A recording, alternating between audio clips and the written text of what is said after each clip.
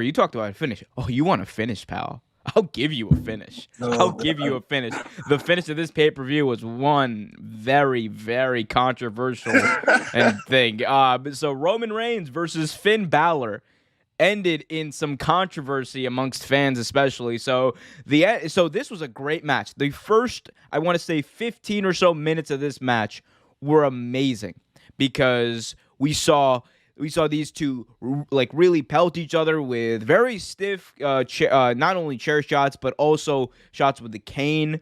I wasn't a big fan of Finn Balor pulling out the big old like 5 canes taped up together, but that's what it was. But I thought it was great. They fought into the crowd. They played to the crowd. Roman wore a mask out in the audience. A lot of people said that was to get heat, and I think it was just something that was one to get. I mean, I think it was indirectly to get heat because he is immunocompromised. He's in remission, so that's a reason for him probably to wear a mask. Anyway, Usos get involved very late. That's one thing I noticed, and then in the ending we see Balor take out both the Usos, and then finally Roman spears Finn through the barricade. Everyone's down, and then Trevor, we hear a heartbeat. Yes, we hear a heartbeat around the arena. The lights turn red, and then we see Finn Balor, the demon, start flopping. And apparently that was supposed to be his heartbeat. It was not timed as much, but that he starts flopping, right? And then out of nowhere, the lights are red. There's fog coming up, and then his music plays. He gets up, the biggest Hulk up of all time. Finn Balor, the demon, gets up, puts Roman Reigns through a table, looking like the biggest comeback. If you're anyone who's played WWE 2K I've ever seen, it was some WWE 2K shit. That's what it felt like to me.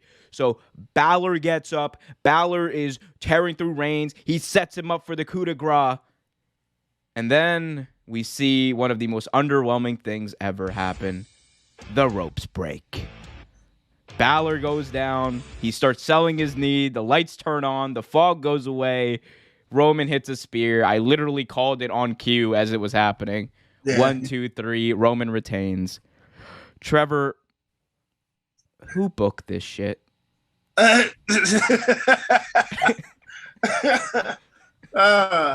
Somebody that owes somebody money, apparently. This dude, what the fuck? I mean, that's all I can say. Like, I swear, it's an old adage people say. Like, you give a good bucket of milk and you kick it over. And I swear that's what fucking WWE does. They give good matches, great matches. Then, you know what? We haven't fucked up enough today. Let's just kick that shit over. And that's exactly what they do. Like, what was that? And I don't care. I've heard people in the comments saying, "Oh," in different comment sections say, "Oh, you don't understand character build up." Blah blah blah blah. It's for cinematic, and the way they did it character was build up. This came out of nowhere. Exactly. Like, literally, they debuted the demon a week before, and then said, "Oh, the demon's gonna be wrestling." Exactly. And since when has the demon died in the ring and then it was resurrected? That's something new. But again, if you do something like that, in my book, he should be the champion. But if you're not going to do this big spectacle and pretty much build the Fiend up, the demon up and make him like Hulk, pretty much like you use Hulk out, he should win the fucking belt, right? No, not today. We gotta swerve you one more time, man. We gotta swerve you one more time. Like, oh my God. People who enjoyed this and thought this was brilliant, you need to seek love. Because I don't think you're loved enough. That's what I think it is. Seek love, please. But don't seek it from us because you won't get any from us. No. This was great match. I loved it. This was going to be like a 4-star match. Like, I really enjoyed the match. And then the ending just... It was just terrible. There were a lot of people though who, and this is the only thing that can save this ending is if they call back to a Backlash 2006 when God made his WWE debut in the ring. That's the only thing. Because Trevor, who else? Who better to take out a demon than God? So if the story is that God is the one who took out Finn Balor and made this rope miraculously break after, mind you, you had Damian Priest, Sheamus, all of these big guys, Big E do spots on top of the rope and nothing happened. But Finn Balor, like a 180-pound guy, it just breaks anyway. But if God is the reason that these rope breaks and God wanted to take out the demon, and we saw afterwards Roman Reigns pointing up to the heavens above and Paul Heyman looking up to the heavens above, man, I'm telling you, that would save this. That would save this. It would save it. I mean, it'd be sad that it saved it, but it would save it. It would not save it, actually. There's not much you can do to save this. That was just, it was dumb. You know what? Someone equated this, right? Someone was like, this kind of reminded me of AEW Revolution, when at the ending of AEW Revolution, how flat that was. Oh yeah. And I'll say this.